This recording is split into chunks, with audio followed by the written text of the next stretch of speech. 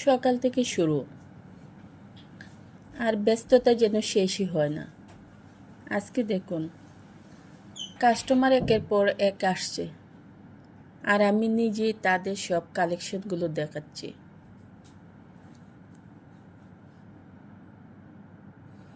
যদিও আমার শোরুমে অনেক স্টাফ আছে, তারপরেও কাস্টমারদের সাথে কথা বলতে এবং তাদের সাথে মিশতে আমার ভালোই লাগে। প্রতিটি পিস হাতে তুলে দিই, হাতে তুলে দেখাই, যেন কাস্টমার নিজের জন্য সেরা ডিজাইনটি খুঁজে পায়।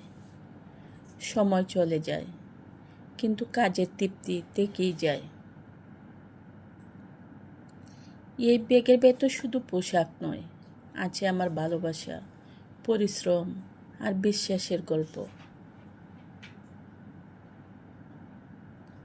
ব্যবসা মানে শুধু বিক্রি নয়, প্রতিটি কাস্টমারের সাথে সম্পর্ক তৈরি করা। সারাটা দিন কীভাবে কেটে যায় বুঝতেই পারি না।